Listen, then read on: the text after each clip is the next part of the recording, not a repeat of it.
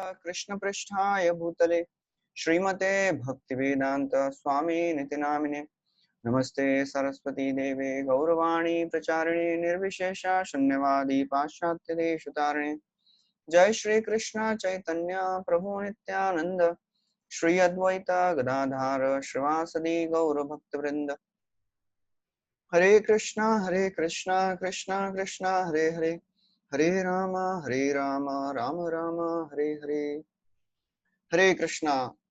So we are on 14th chapter of Bhagavad Gita. We have completed 13 chapters. 14th chapter almost end.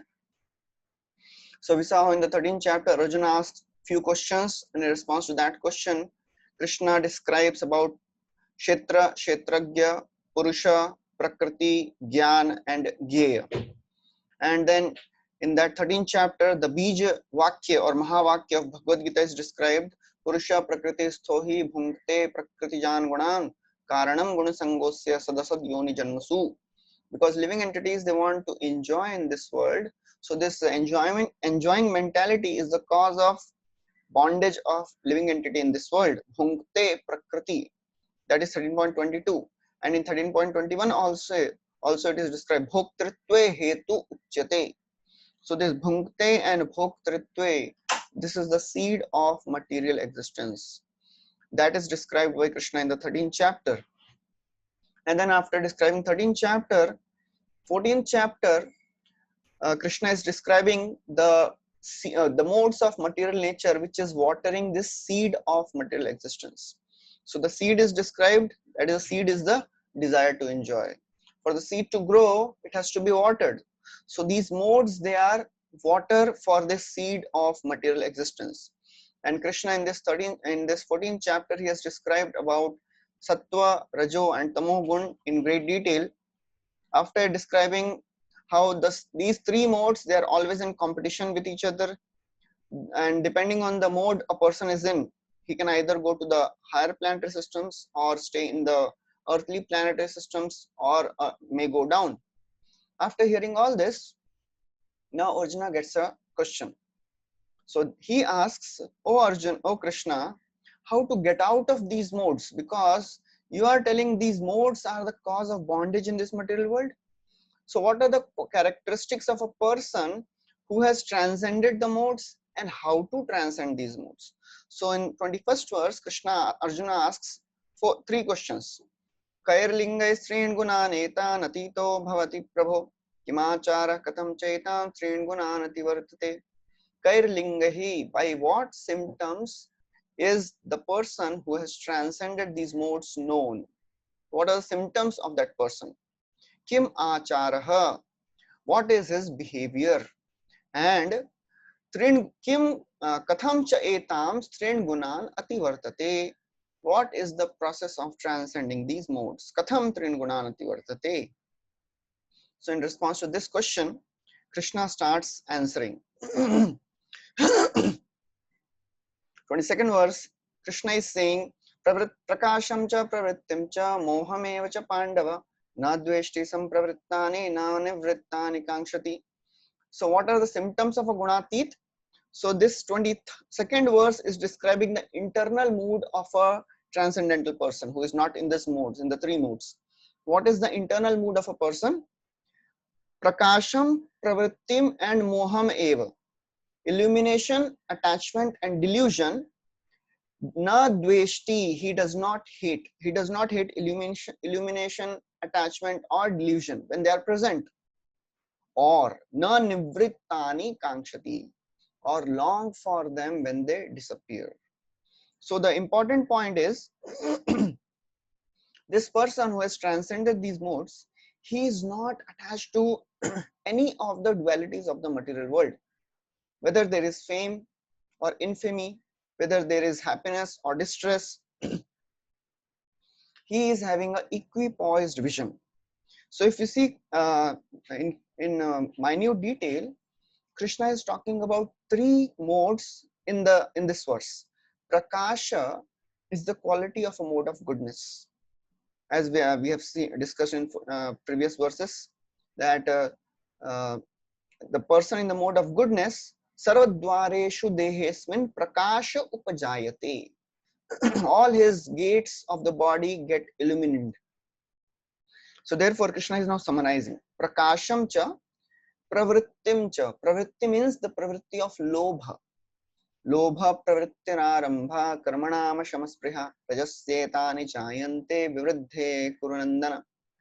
So then a person, lobha pravritti is in the mode of passion. Prakash in the mode of goodness. Pravritti means in the mode of passion. Moha is the aprakasho apravrittischa moham evacha pandava. So this is how Krishna is summarizing these three modes in 22nd verse, and he's saying the person who is transcendental to these three modes, he is not affected by any of these emotions. He neither craves for it nor he resents for it. So that is how the person in the mode of who is beyond the modes, he is not excited by any things of this world. So this is the characteristic of a transcendental person. The problems of this world, the successes of this world does not excite that person, because he understands that everything is happening because of the combination of the modes. So basically Krishna is saying in this verse that we have to become observer of our own thoughts. So when we are in this outside world, many times we don't contemplate about what is happening in this world. So we have to think and contemplate, because whatever thoughts come in our mind, if come to us, they are not our thoughts. Some are given by our mind also. Many thoughts are coming from the mind, and we have to become an observer. As it is said, mind your mind. Before looking with the mind, look at the mind. What mind is projecting. So that is how we have to understand. Just like, for example, there is all of us, we have seen a ventriloquist. Ventriloquist means a person who has a puppet in his hand, and he is moving his hands. His hand is in the puppet, and he's moving his hand in such a way, and he's speaking without even moving the lips. So it seems that the puppet is speaking. This happens many times to us. Our mind is speaking, and we think this is my voice. So that's how we have to understand. We have to become the observer of our thoughts, and that is how we will slowly go from a person who is bound in these modes to beyond the modes. It will not happen in a day automatically. One day you get up and you are transcendental. No, you have to cultivate. As Prabhupada writes in Nectar of Instruction, this is a sort of cultivation. We have to cultivate seeing things in this way. And when we struggle to see things in this way, then for sure Krishna will give his grace, and it will come automatically. It will come spontaneously. At present, we have to struggle. We have to consciously do it. There are 4 levels of progress of a sadhaka. First is a helpless defeat. When any sense objects, temptations come, immediately you surrender without even struggling. After practice of bhakti for some time, chanting, anarthas getting purified, from this helpless defeat stage, one comes to the stage of struggle and defeat. So at this stage, sadhaka, he struggles. He knows that this is not good. I am not supposed to engage in all these sinful activities. But because the conditionings are so strong, he cannot do it. And he surrenders ultimately. So helpless defeat, struggle and defeat. Then after getting purified a little more by the process of bhakti, by the process of anartha nivritti, struggle and success. At this level, the devotee, he struggles with his senses. When the sense objects, they come, enter the mind, he struggles, but because he has heard so much, he has undergone the process of this chanting, hearing, purified of all the anarthas. He struggles, and then ultimately he succeeds. Last stage is the struggle, the stage of a pure devotee. Effortless success. Without even struggling, he does not even look at that material happiness. Material sense objects does not even attract a pure devotee. So therefore, this is a journey we have to take. And the best example is of the Haridas Thakur. Haridas Thakur, when he was tested by Maya Devi personified, she was trying her best to show all her glories to Haridas Thakur in the middle of the night when there was nobody. But Kaviraj Goswami describes that why Haridas Thakur could do it. Krishna nama Vishtamana Sada Haridas Aranye Rodit Hoila Stri Bhava Prakash. Krishna nama Vishtamana. The mind of Haridas, the consciousness of Haridas was absorbed in the chanting of the names of Lord. Therefore, Aranye Rodita Hila, just like if somebody goes in the forest and he cries for help, nobody will listen. So all these feminine gestures, all the attractions, all sense objects, all the sensual attractions which this lady Maya Devi was showing to Haridas Thakur did not have any effect on him. So that is a journey a sadhaka has to take, from helpless defeat to effortless success. And that is possible, and that's why Krishna is describing in this 23, 24, 25 verses, that we have to start observing our thoughts. As Bhagavad Gita 2nd chapter we have discussed, Apuryamanam achala pratishtham samudramapa pravishanti yadvat tadvad kamayam pravishanti sarve sashantimapnoti na kama kami. So the devotee who is fixed in transcendence, all the so many desires they enter his mind, but because his mind, his consciousness, his heart is full of Krishna, nothing else can enter. It is like the rivers entering the ocean, and even if they enter, does not disturb the person. So na kama kami.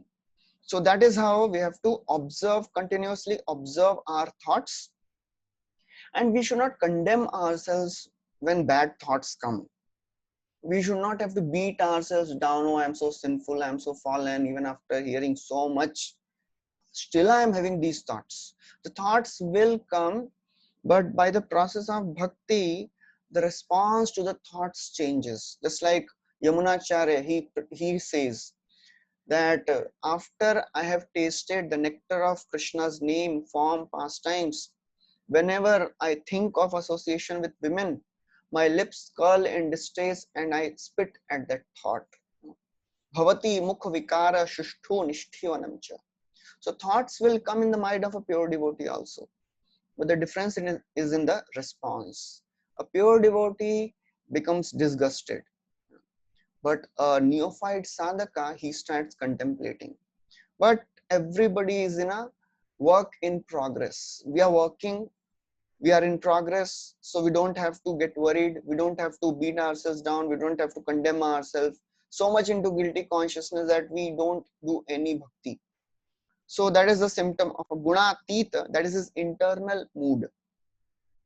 And then in 23rd to 25th verses, Krishna describes the external conduct of the gunatita person, or one who has transcended these moods. Udasinavad asino, he remains neutral and transcendental. Gunayona vichalyate, because he knows that the modes are only active. So this udasin word has come for description of super soul also. 3rd chapter. Nachamam tani karmani nibadananti dhananjaya. It comes in the 9th chapter, sorry. Nachamam tani karmani nibadananti dhananjaya udasinavat asinam. So the soul is also udasin, unattached, and super soul is also unattached. So the more we become transcendental, we develop the same qualities. We have those qualities. Soul has those qualities, but the layers of modes get destroyed. And then in 24th and 25th verse, he describes that this gunatita person, he is equipoised, sama, dukkha, sukha. He is equipoised in happiness and distress. He looks upon a lump of earth, stone, gold with an equal vision. Tulya, ninda, stuti. He is equipoised when somebody is praising or somebody is criticizing. Man, apman. Man means honor and dishonor. So you have to understand, tulya nindatma sutihi. Ninda and stuti, it is in terms of what others are doing to us. That person, Ninda and stuti, others they do. And this man and apaman is what we are perceiving. So others they do Ninda or stuti, and we perceive man apaman. So this gunatit person, he is equipoised in all these things. After describing all this, Prabhupada writes in the purport that how does he become aloof? He does not desire to enjoy the body, nor does he desire to get out of it. He is just spending his time in this material body.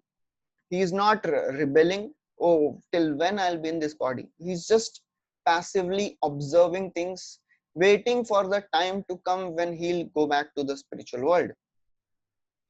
Then after describing the characteristics of a gunatit person in 26th verse, Krishna describes the process of transcending the modes. And the process is very, very simple. Everybody of us, we are already doing it. Mam chayo avyabhicharena bhakti yogena sevate sagunan samatityaitan brahma bhuyaya kalpate. Mam chayo avyabhicharena. Avyabhicharena means unfailing in all circumstances. So we have to perform bhakti which is steady without any interruptions. As Bhagavatam also describes, ahetuki and apratihata. Ahetuki means unmotivated. Avyabhicharena means uninterrupted, unfailing. So that is what Krishna is saying. Mam chayo avyabhicharena bhakti. In 13th chapter also, Krishna had told, Mam mai chananya yogena bhaktir avyabhicharini. By this avyabhicharini bhakti, one can develop all these qualities from 13.8 to 12 he has described. So therefore, bhakti yogena sevate, whoever practices devotional service and in an unfailing way, sagunana samatitaitan, he definitely transcends all these modes of material nature. Brahma bhuyaya kalpate, and then ultimately he attains Brahman platform. So then Arjuna may ask, but do I have to surrender to you or Brahman? So that is the question Arjuna gets in his mind. So then Krishna, he understands this doubt, and he says that actually the devotee does not desire Brahman realization, but he wants to serve Krishna. Therefore, Krishna describes that, I am the basis of Brahman. Brahmano hi pratishthaham amritasya vyavasya cha shashvatasya dharmasya sukhasya ekantikasya cha. Brahmano hi pratishtha. I am the basis of the impersonal Brahman. Amritasya avyavasya. That means immortal and imperishable. Shashvatasya cha dharmasya. Eternal, and it is the constitutional position, dharma. Sukhasya ekantikasya cha. And he experienced the ultimate happiness. So there are various levels of happiness which Prabhupada writes in the purport. First is the happiness which a person experiences in this material world, earthly planet. There is some amount of happiness. Higher than that is the heavenly pleasure, Swargiya Sukh. First is the Bhautik Bhauma on this earthly planet. Next is Swargiya Sukh. Higher than that is Brahmananda. And highest is Bhakti Ananda. The Ananda one gets in the process of Krishna consciousness. So this Bhakti-ananda means actually there is absence of miseries. There is no actual experience of pleasure, but there are no miseries as such. For example, if somebody is a billionaire and he has lost his memory, so becoming a Brahman realized person means like a billionaire who has realized, who has again regained his memory. But just regaining memory will not give him actual level of happiness which he can experience as a billionaire. For that, he has to act in a way a billionaire acts. And that is how a person, when he becomes Brahman realized, he becomes free from all the miseries. That gives one level of happiness. But to actually become happy, he has to develop connection with Bhagavan. Because only connection with Krishna can give all the pleasure to the soul. Tadeva ramyam ruchiram navam navam tadeva sashwan manaso mahotsavam tadeva shokar navashoshanam nrinam yaduttama shloka yashono giyate. So that these are the glories of Krishna's name form pastimes. Ramyam, very attractive. Ruchiram, pleasing. Navam, navam, ever new, ever fresh. Tadeva sashwan manaso mahotsavam. So this Krishna Katha is like the eternal festival for the mind. Tadeva shokar navashoshanam nrinam. And when we connect to Krishna, we are suffering so much in this material world. It is said that the living entities, he has cried so much in this material world that the tears have made an ocean. By the process of bhakti, Krishna can evaporate all that ocean of lamentation. Taduttama shloka yashonu giyate. Only by chanting the names of Lord, only by glorifying the Lord. People in this world, they glorify so many of these worldly people. Bollywood stars, cricket stars, politicians. Glorification is going on. People are glorifying someone or other. Krishna is saying, you have the propensity to glorify, just channelize that propensity to glorify me. And glorifying Krishna will give the highest happiness. So that is the last verse of 14th chapter. And then after this, Krishna starts the 15th chapter with and the topic of this is, the title is the Yoga of the Supreme Person, Purushottama Yoga. So we'll see a connection between the 14th and 15th chapter. So in the 14th chapter, Krishna has described that he is the basis of the Brahman, and by performing bhakti, one can transcend the modes. But important thing is, in order to develop attachment to Krishna and practice bhakti towards Krishna, we have to develop detachment from this material world also. So therefore, in this chapter, Krishna describes the process by which one can become detached from this material world. And there he compares this material world to be a reflection of a banyan tree, inverted, with roots up and the branches down.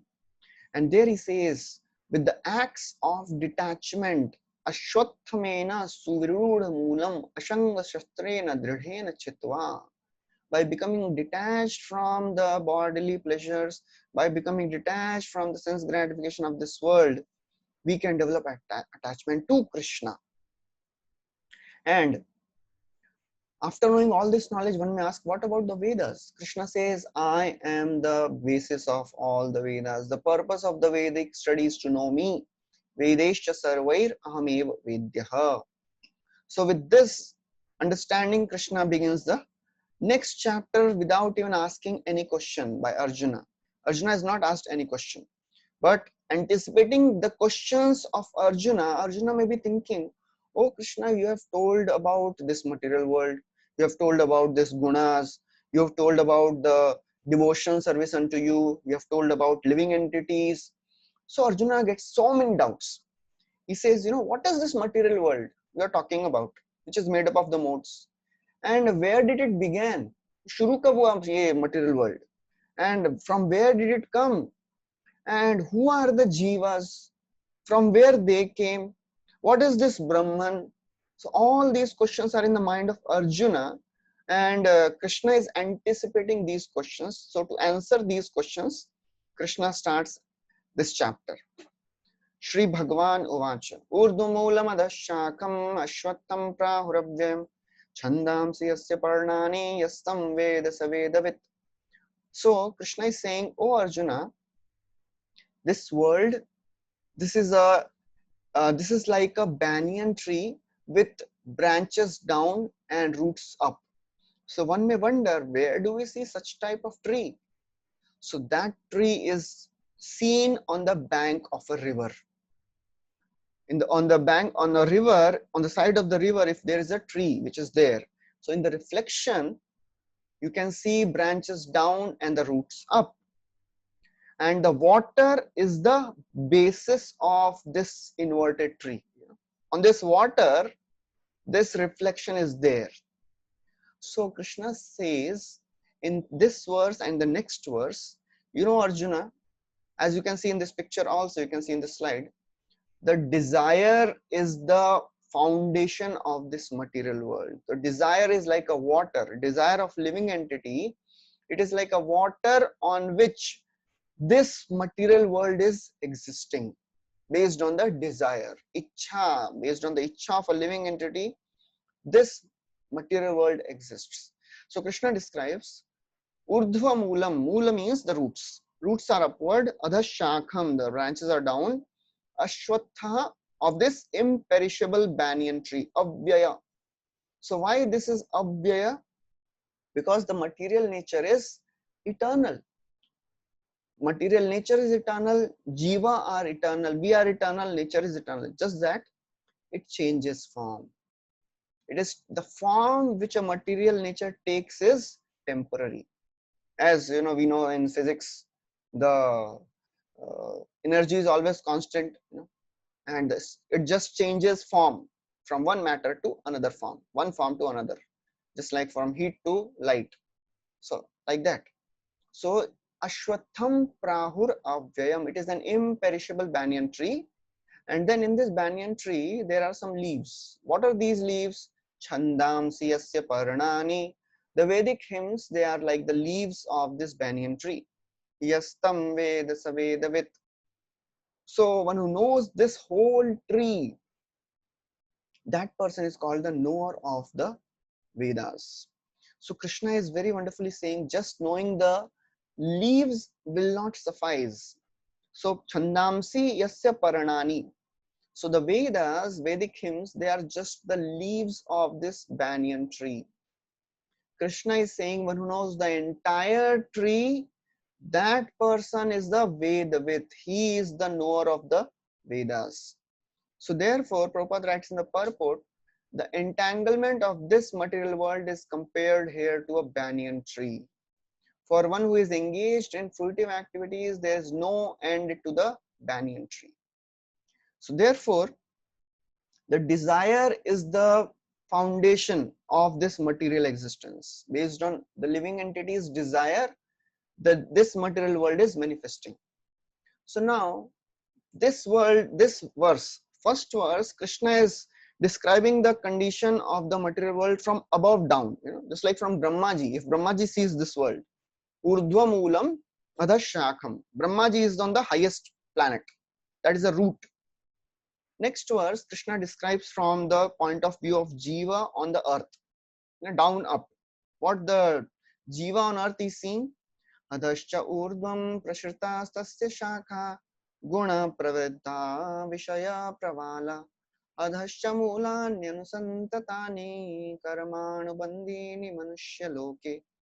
So these branches, shakha, the branches of this tree, they are extending up also and down also. Adhaha cha, urdhvam cha, upward also and the down also, downside also.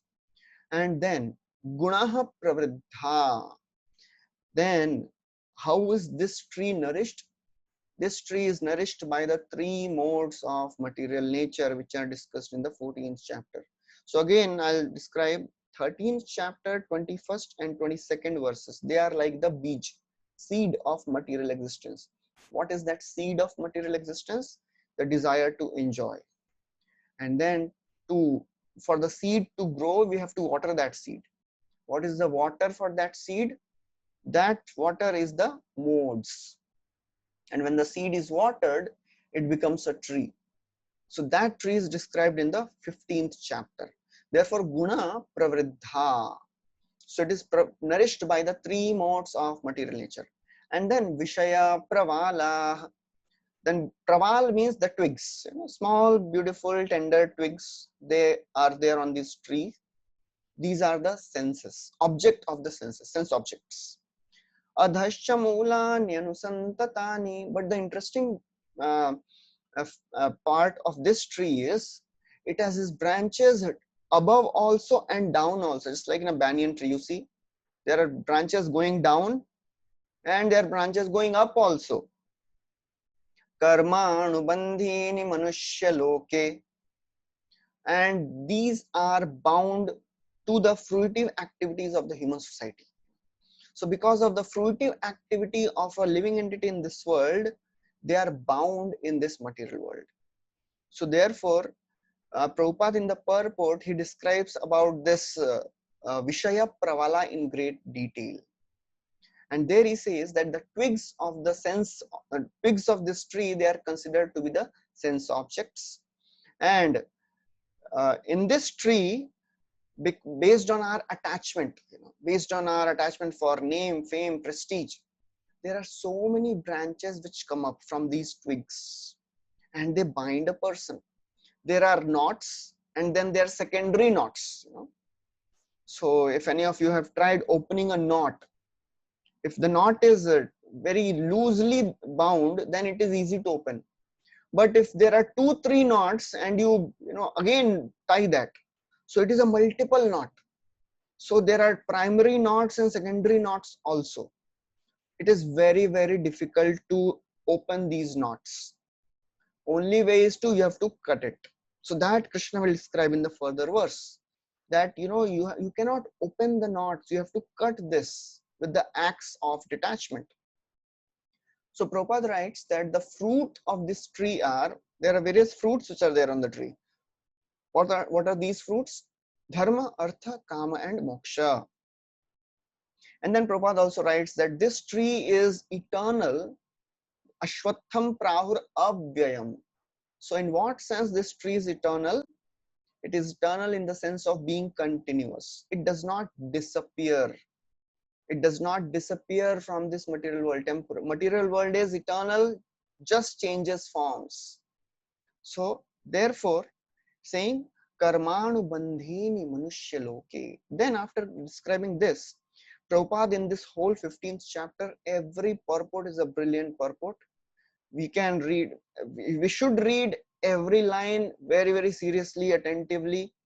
We are just going through overview, just taking the main points which Prabhupada is writing in these purports. But every purport is a brilliant gem. So we should read with all our attention. After describing the second verse, Krishna says, "Oh Arjuna, don't get confused by all this. Which branch is going where? Because it is indeed very confusing. Nobody can understand the tree of material existence." That is what Krishna says in the third verse.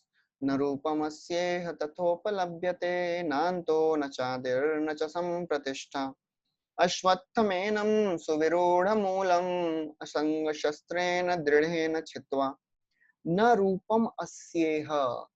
The real form of this tree, asya, this tree, na upalabhyate. You cannot perceive the real form of this tree in this world. Na anta, na adir, na cha sampratishtha. No one can understand how this material world began, where it ends, what is the foundation of this material world. Nobody can understand. So therefore, Krishna is saying, Ashwattamenam suvirudha moolam. This is a very, very strongly rooted tree. Then what we should do about it, because the attachments are so very strong. Therefore, Krishna says, cut off this attachment with the axe of detachment. Ashanga sastrena dridhena chitva. With determination. Dridhena. Therefore, again and again in Bhagavad Gita, Krishna has enforced with determination. Dridha. There also he has said that those who have become free from sinful reactions, they can perform bhakti with determination. Yesham twandagatam papam jananam punyakarmana te dvandvoha nirmukta bhajante mam didhavrata. Didhavrata, they can practice. Those devotees, those people who have led a sinless life, they can practice bhakti with all determination. So with determination, one must cut down this tree with the axe of detachment. And Prabhupada in the purport, he is focusing on this word asanga. So he says asanga is very important in this connection, because the attachment for sense enjoyment and lording it over the material world is very, very strong. So therefore, in this verse, Krishna is saying, don't try to figure out, just get out. Don't try to find the root of this tree, the upper branch of this tree, just get out of this world. Therefore, in the fourth verse also says, Tatah padam tat parimargitavyam. Then after, in third verse, Krishna says, cut off the attachment, become detached from this world. Fourth verse, Krishna says, just becoming detached from this world is not enough. You have to become attached to some other place. That he describes in the fourth verse. Tatah padam tat parimargitavyam yasmin gatana nivartanti bhuyah. Tatah padam tat. Thus, thereafter, one must seek that place. Which place one must seek?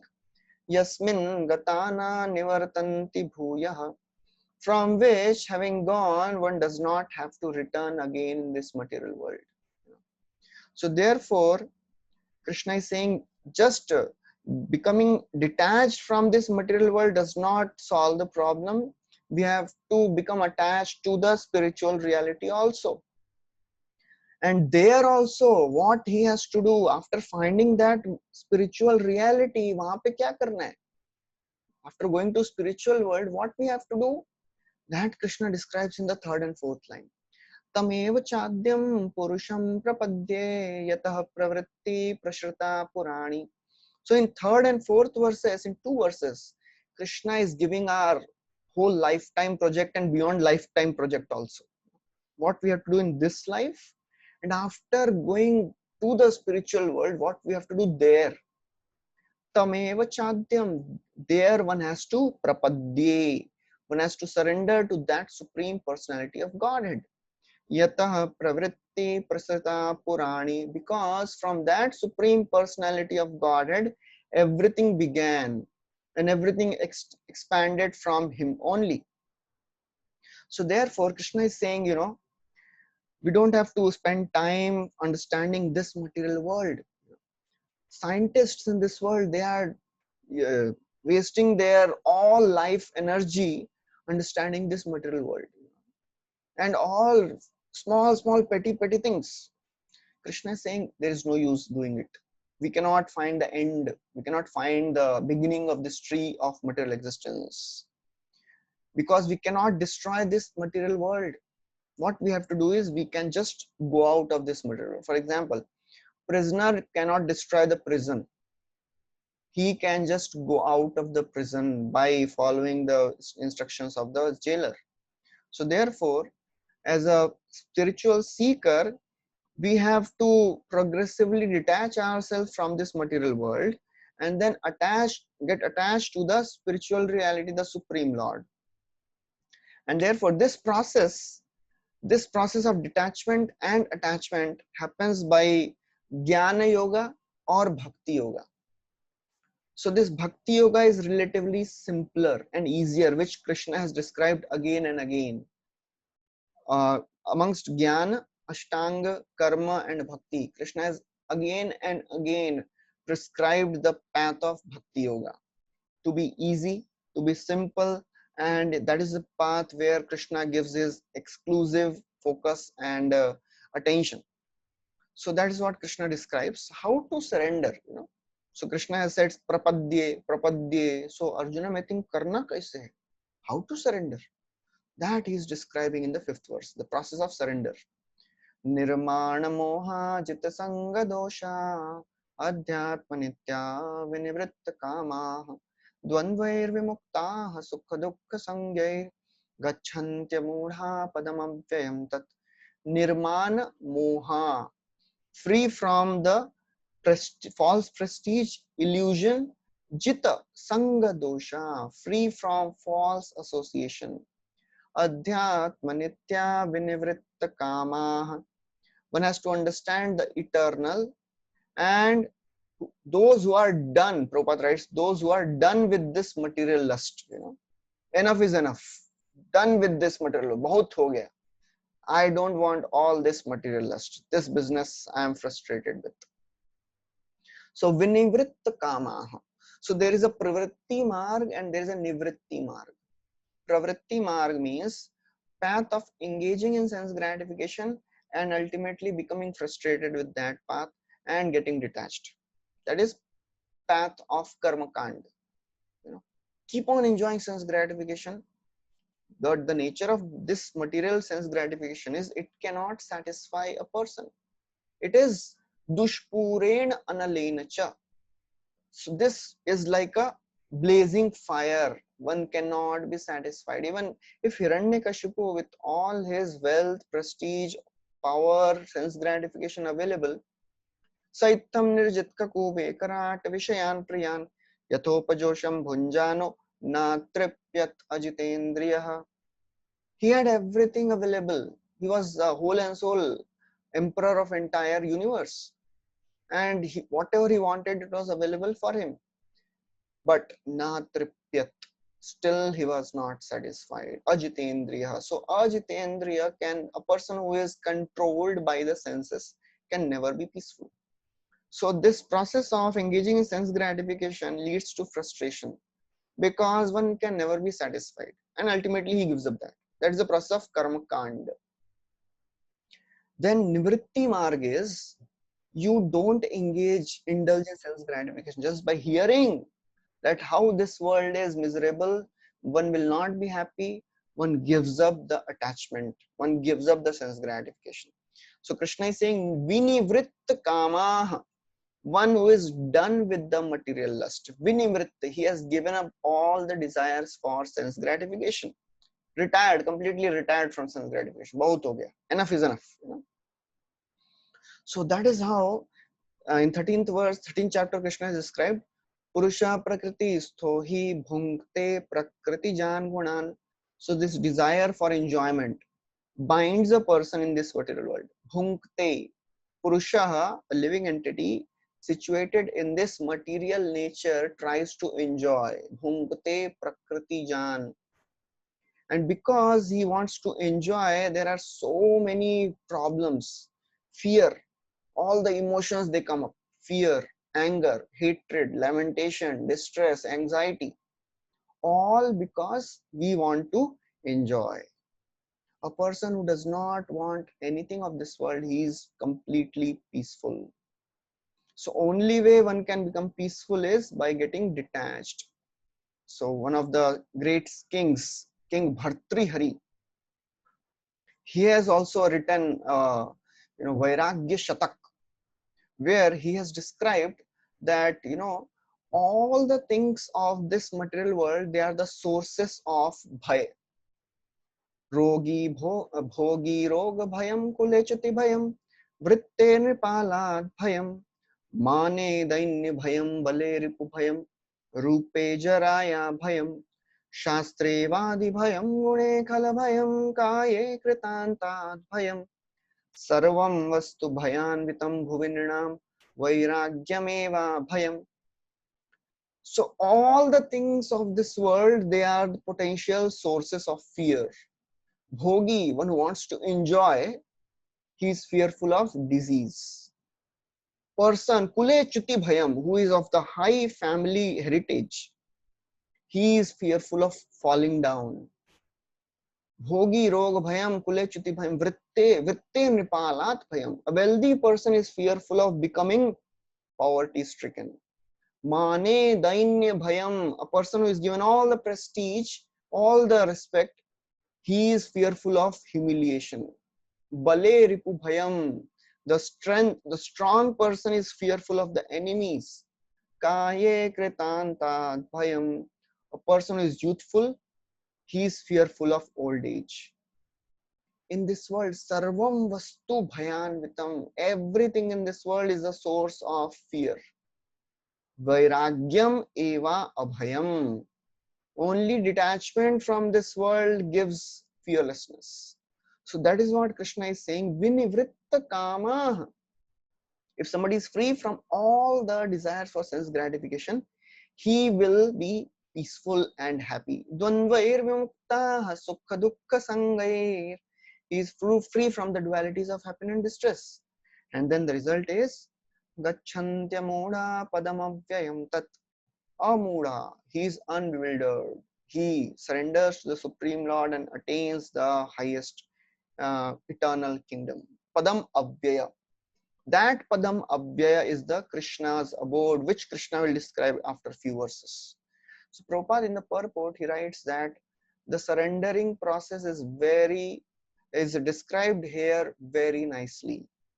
First qualification is one should not be deluded by pride. When one is free from delusion caused by the pride, he can begin the process of surrender. So one should not be proud of whatever he has in this material world. As Prabhupada writes in one of the purport in Bhagavatam, one should not be proud of the borrowed plumes.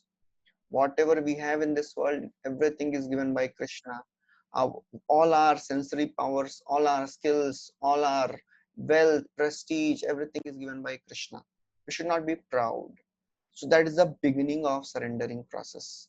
After describing this, Krishna now he describes the nature of the spiritual world where this living entity will go after going away from becoming detached from this material world.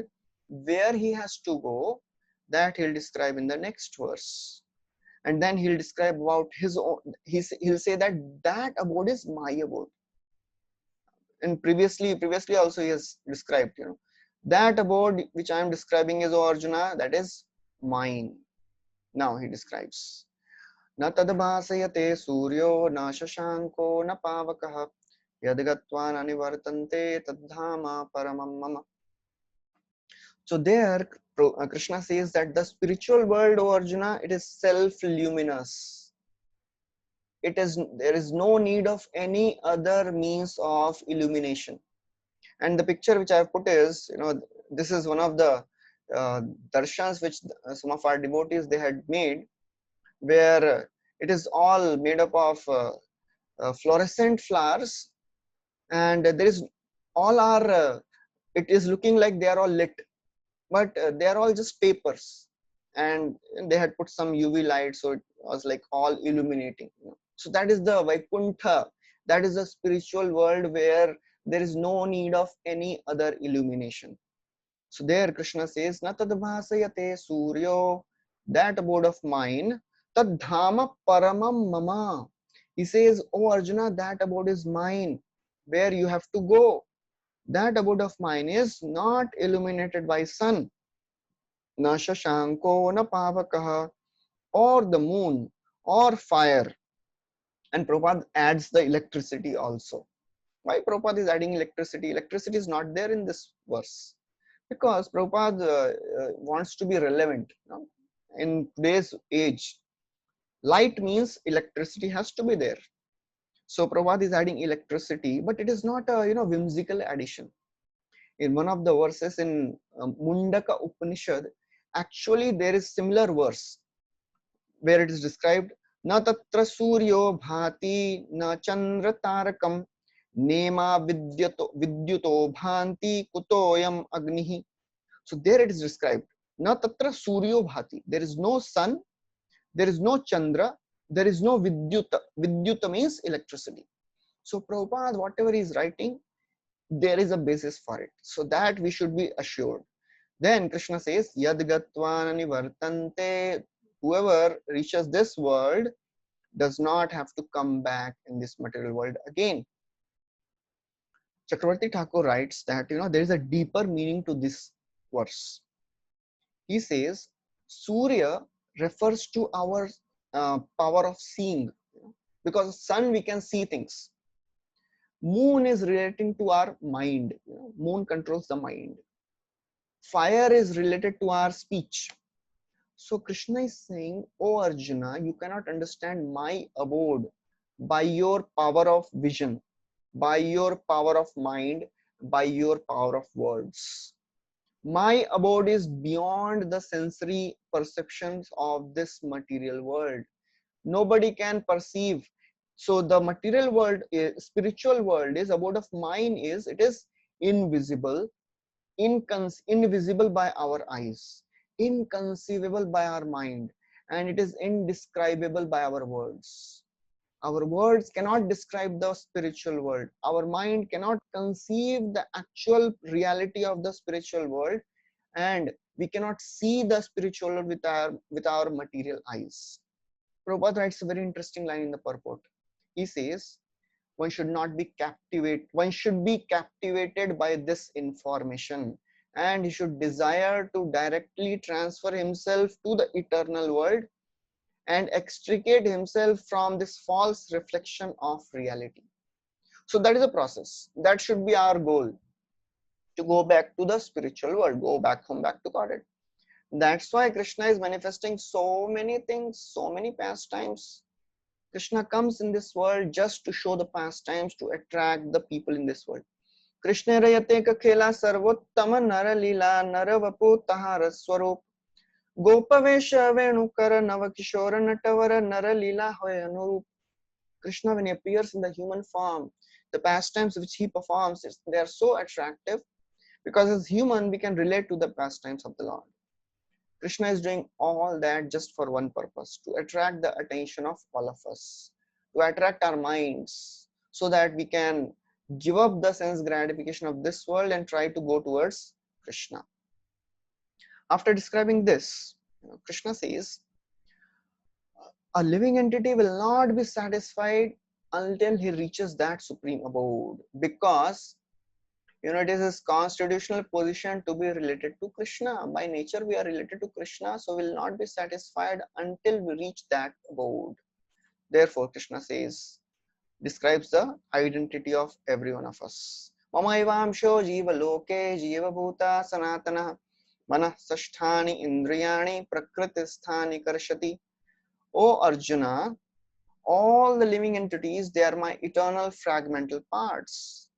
But what they are doing, because they are conditioned, prakriti sthani, because they are conditioned in this material world, they are continuously struggling. Karshati with what? Struggling with what? They are struggling with the mind and senses. The mind and senses, they are pulling the living entities' attention in all the directions. Manaha sashthani indriyani. So therefore, people in this world, they think our senses and the mind will give us pleasure. But Krishna is saying our senses and mind, they give us only struggle. The struggle we experience in this world is only because of our mind and senses. Manaha sashthani indriyani. The mind and the five senses, prakriti sthani karshati. People are struggling very hard to satisfy the mind and senses of this world. So therefore, the more we are attached to the worldly things, the more the suffering increases. And Prabhupada writes in the purport, the word karshati is very significant.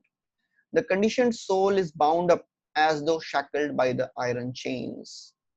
And then he says, he is bound by false ego, and the mind is the chief agent which is driving him in this material world.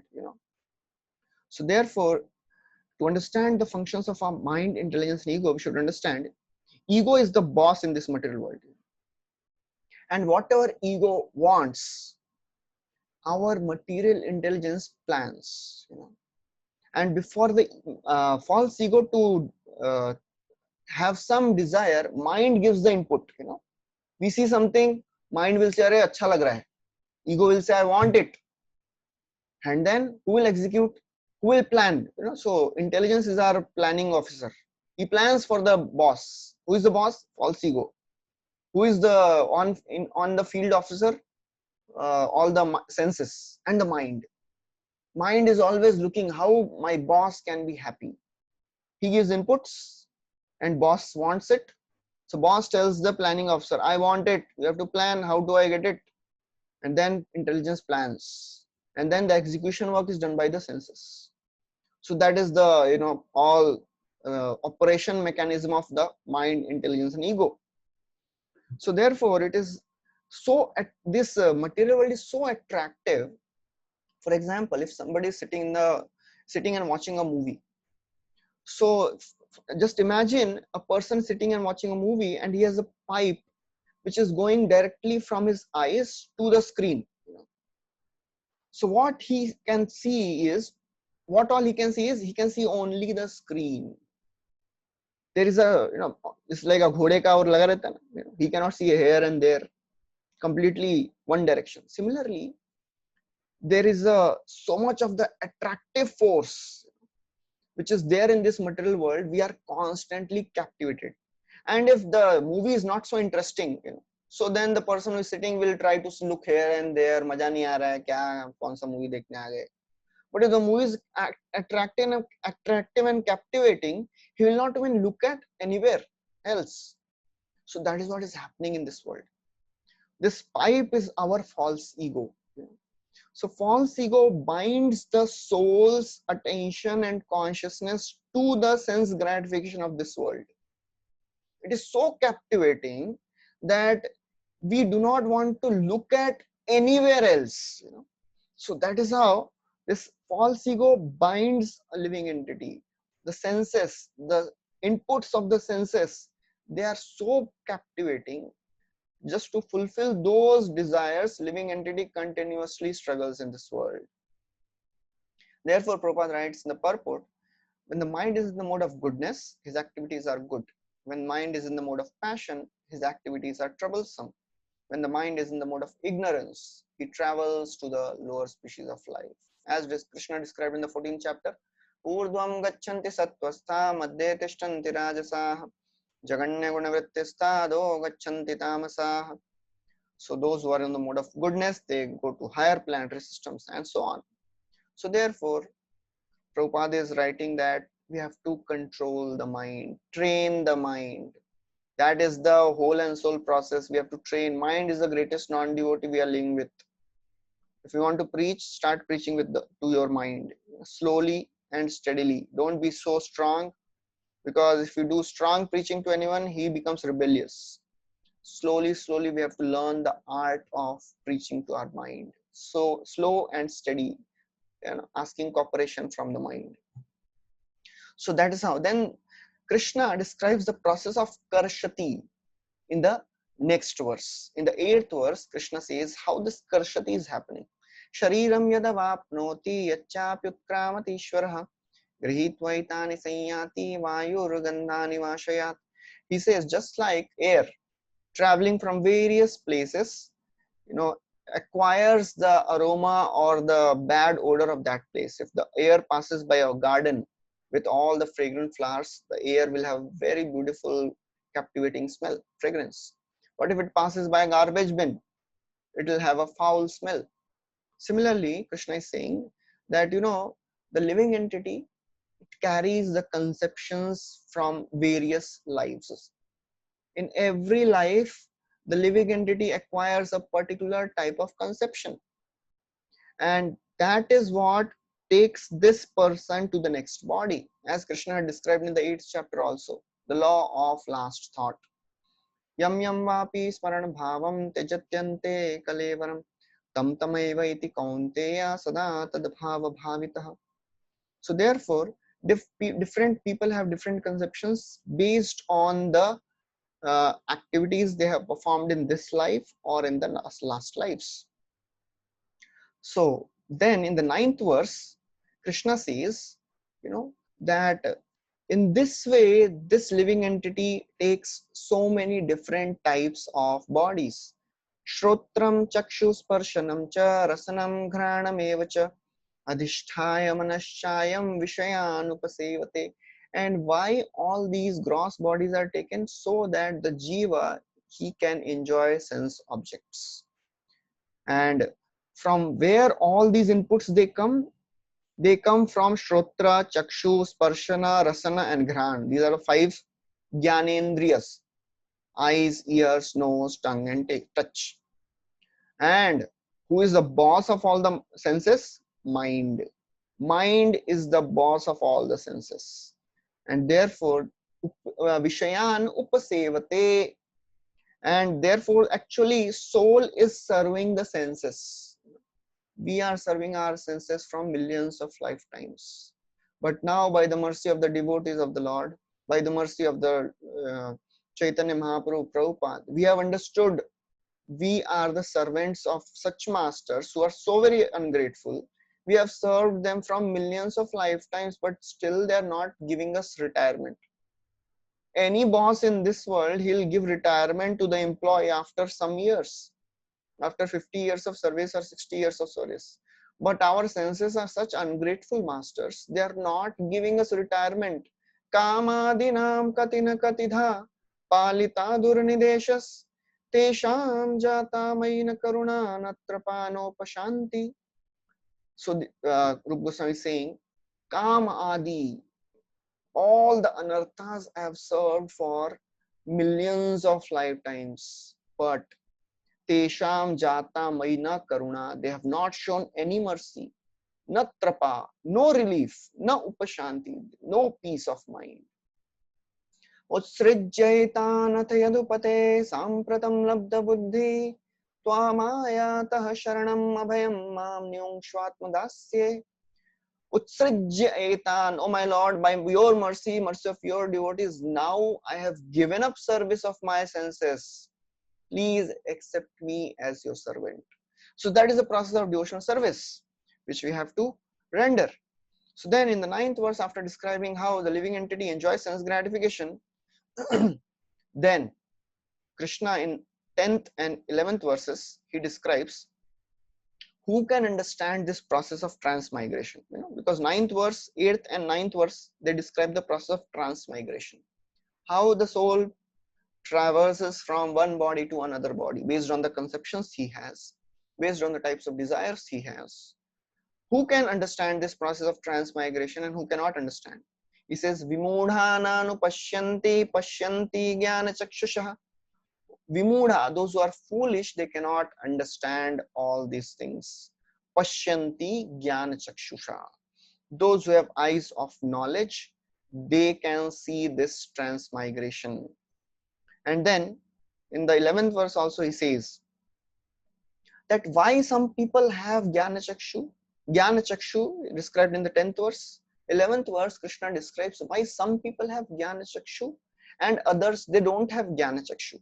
Yatanto yoginaschainam pashyantyatmanyavasthitam yatanto apyakritatmano nainam pashyantya. So yatanto yoginaha, those who are endeavoring transcendentalists, those who are on the path of self-realization, those who try to understand this process of Krishna consciousness, they develop this jnana chakshu. Yatanto api akritatmano, those people who are not situated on this path of self-realization, they cannot see these things. Nainam pashyanti achetasaha, they cannot see and they cannot understand what all this is. After describing this, now Krishna, he describes his own opulence, and he says that Krishna is describing now further in further verses how Krishna assists a living entity throughout his life in so many various levels so that living entity can come out of this material world and go to the spiritual world. So Krishna is working more hard. He is working very, very hard. We may not be working as hard as Krishna. So Krishna is working very hard to bring us towards to him. As Kaviraj Goswami describes in one of the verses, Maharaurav Haitek Korila Tomara Uddhar Kripar Kripara Samudra Krishna Gambhir Apar. So Sanatan Goswami, Haridas Thakur is telling to Sanatan Goswami, oh Sanatan Goswami, Krishna has delivered you from so very hellish conditions, because Sanatan Goswami had a body filled with pus. So many wounds were there. Mahaprabhu delivered him. Kripara Samudra Krishna Gambhir Apar. Haridas Thakur is saying, Krishna is the ocean of mercy. He is Gambhir Apar. Prabhupada writes in the purport, Krishna is working very gravely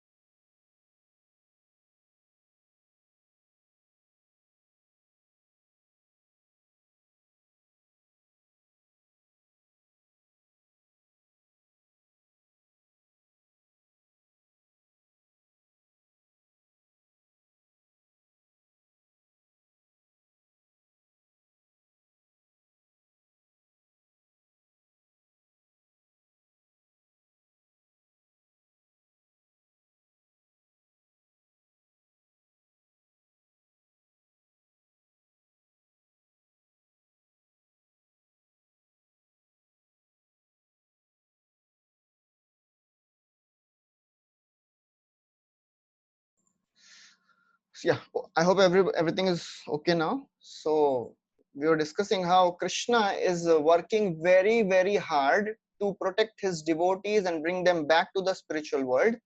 So now from 12 to 15 verses, Krishna describes how he is working at various levels, at the cosmological level, terrestrial level, physiological level, and the spiritual level.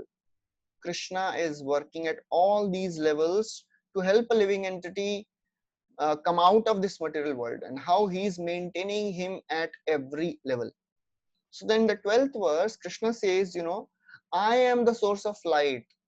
Yadadityagatam tejo jagadbhasayate khilam yachandramasi yachagno tattejo viddimamakam. I am the splendor of the moon, I am the splendor of the sun and the fire. Then he says, so this is the cosmological level.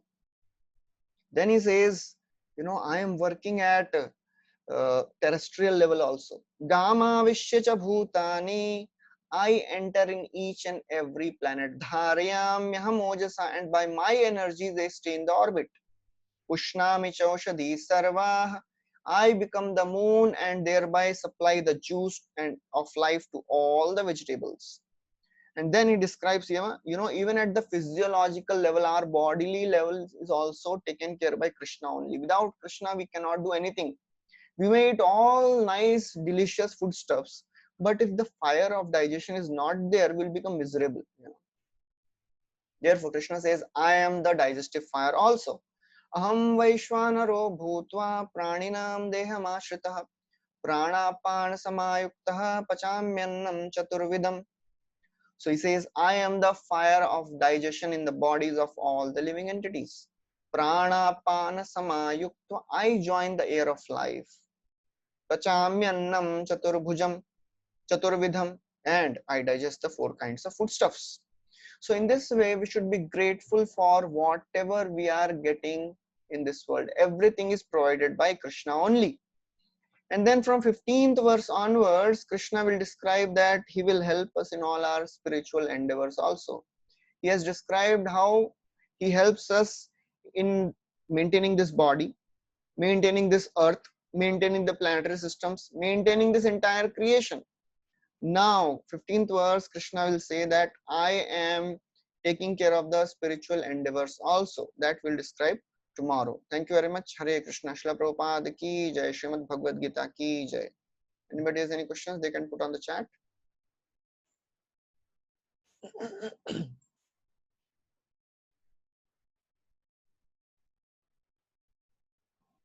So there are some questions which are put, but actually I am not able to see that. Please put those questions again.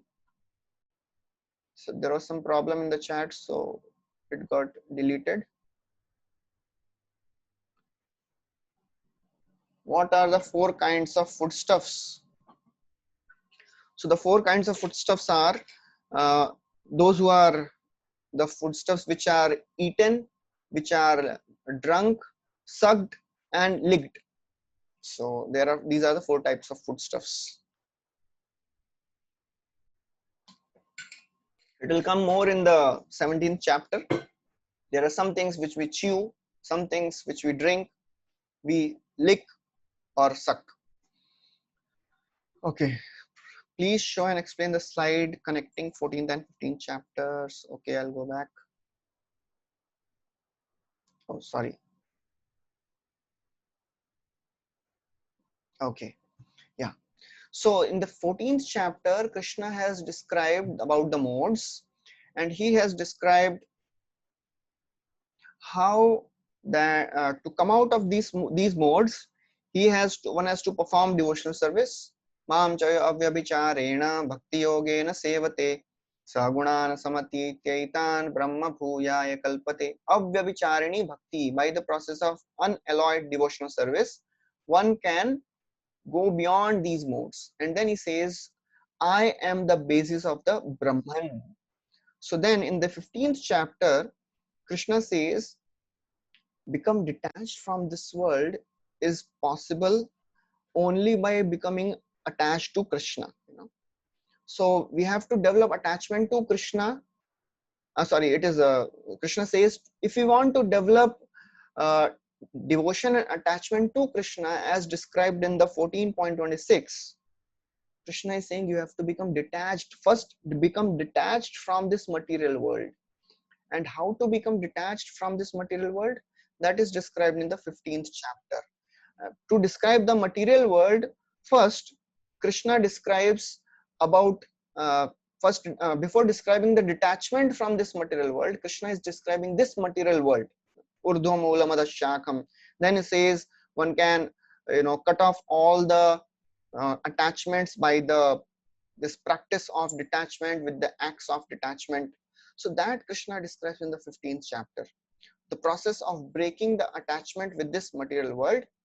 And then it is described that after knowing the importance of bhakti yoga, what about other Vedas? There are so many other Vedas which describe so many things. What about them? Krishna says, by the study of all the Vedas, Vedescha sarvai rahameva vedyo, I am to be known by all the Vedas, Vedic study. So that he'll describe in the 15th chapter, also 15.15. Sthita Pragya and Gunatit are similar. Yes, Sthita Pragya and Gunatit are similar. So there actually there are three levels. First is a person who is Gunatit, but still there's a technical term which I'm forgetting. He is Swarupa Siddha, and first is he is Swarupa Siddha and Gunatit. He is liberated and he realizes his Swarup in the spiritual world. Second, he is Gunatit but not Swarupa Siddha. He has transcended these modes, but he's already liberated from this material world. He is just waiting to give up this body and go back to the spiritual world. Third is not Gunatit, not Swarup Siddha, but he is a sincere sadhaka. These are the three types of liberated beings. He is also liberated, only time is separating. So we are, one time Tamal Krishna Maharaj asked Prabhupada, how many pure devotees are there in this earth? So Prabhupada asked some other devotees, so how many devotees are there in ISKCON? So he said, Prabhupada, around 700. Prabhupada said there are 700 pure devotees in this material world, on this earth. That means time is separating. So Sthita Pragya is Jivan Mukta Sa Uchyate. Gunatita and Sthita Pragya, they are same. That is what is described. Who actually desires, the soul or the false ego or the mind? Good question.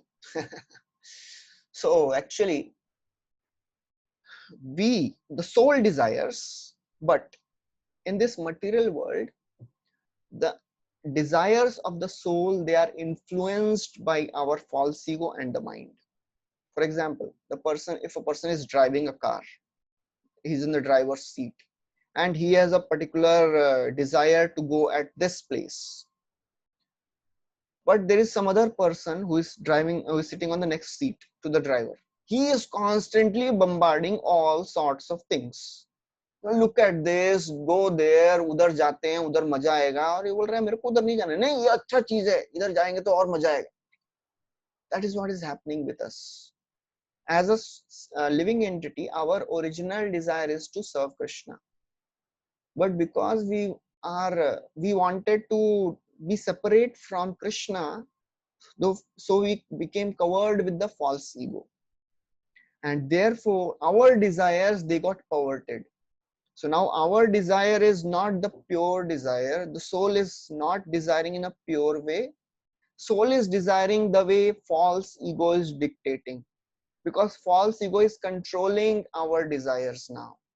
And whatever false ego says, the soul, because we also have acquired this lording over mentality, controlling mentality, therefore we also have developed these desires which the false ego is giving.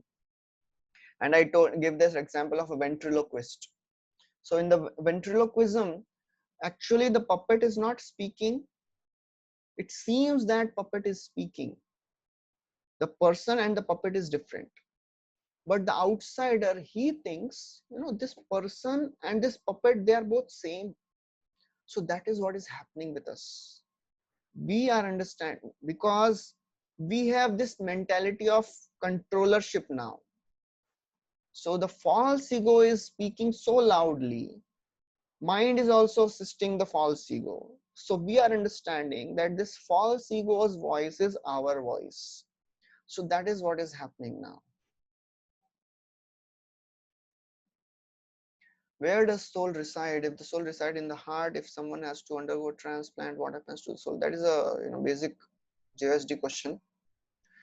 Basically, the soul resides in the region of the heart. Soul is spiritual. Soul is not a material thing. So when the heart transplant happens, it is not that the soul goes to the another body. Soul stays there. Soul cannot be just like a common example. Uh, a person undergoing X-ray, all the bodily tissues cannot stop the X-rays. Similarly, the X-ray is a material thing. Soul is spiritual. Any material obstruction cannot stop a soul. Anything material in this world cannot hinder the actions of the soul.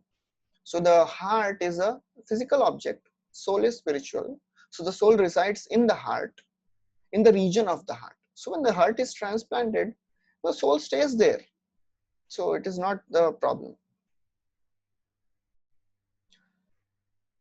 Why this chapter is named as the Yoga of the Supreme, Purushottama Yoga? Because in this chapter, Krishna is describing how he is pervading this entire universe, and he is helping the living entities at every levels. And he has described the way, and we'll describe now in the next section this. As we discussed in the 10th chapter, there is a Chadushloki Bhagavad Gita. In this 15th chapter, there is a Trishloki Bhagavad Gita also. So in that, it is very, very clearly described who is the Supreme Lord. There the word Purushottama comes. So because this chapter very clearly describes the condition of a living entity and condition of and our relationship with the material nature, our relationship with the Supreme Lord, Purushottama. Yo mamevam sammodo janati Purushottama sa sarvavid bhajati mam sarva bhavena bharata. So this will come in the 15.18 or 19. So whoever knows me to be the supreme Purush Uttama, supreme person, he renders service to me, unto me. So that is what is described in this chapter. That's why this chapter is entitled as the Purushottama Yoga. Varkari Sampradaya is included in which of the four bona fide Sampradayas? So basically, Varkari Sampradaya is also a very devoted Sampradaya to in the line of Vitthal Dev, Lakshmi, Vitthal and Rukmini, but I am not sure if they are coming from. Actually, this our Tukaram Maharaj, it is described that he took initiation from Chaitanya Mahaprabhu. So in that sense, they are also connected to our Sampradaya. But in due course of time, there are some changes because this our Tukaram Maharaj, he was preaching to a particular people, and he wanted to spread this knowledge in a colloquial language. Just like Narottam Das Thakur, he has written so many Bengali bhajans. And all these bhajans, they have hardcore philosophy which anybody can understand. So all the abhangas of Tukaram Maharaj, they are in very, very simple language which everybody can understand. And because Tukaram Maharaj is connected to Parampara, therefore, connected to Chaitanya Mahaprabhu, so it is also bona fide Parampara. And we should also understand, if we see, there are some people who are not connected, actually connected to a bona fide parampara, but they are practicing Krishna bhakti or bhakti to the Lord Vishnu properly. That does not mean that they will not go to back to Godhead. So it is for our understanding that we should not confuse between bona fide and bogus organizations. That's why we are very clear that there are some bona fide authorized organizations, and there are some bogus organizations, bogus sampradayas, which are not following the principles of the scriptures. But there are some people who may be following all the rules and regulations. Just like we have to understand this sadhana bhakti, bhava bhakti, and prema bhakti. The rules and regulations, it will be described in more detail in Nectar of Devotion. The rules and regulations which we are following are not essential for the sadhana bhakta, for a bhava bhakta, because they cannot even think of not practicing these rules and regulations. So that's why if somebody is externally, just like Jad Bharat, which is just who is described in Bhagavatam, which sampradaya he was in. He was a completely avadhuta, not following any rules and regulations. So externally, some may not be following in getting connected to any sampradaya, but we should not judge any person based on the externals. So Vaishnavera Kriya Mudra Vigyena Bujhai. The fact that he is practicing Krishna Bhakti, we should offer all respects. But because we are in the material world conditioned by so many anarthas, just to be safe and not get bewildered and not get deviated from the path, we have these 4 bona fide sampradayas which are there. But we should not become proud, and we should not blame somebody because they are not in the parampara, so you will go to hell. No, that is not the case. We should understand anybody can practice Krishna Bhakti, and we should not be a judge based on the externals like that. To observe thoughts of the mind means what? So basically, I was just describing that there are many thoughts which are not our thoughts. These are put by mind.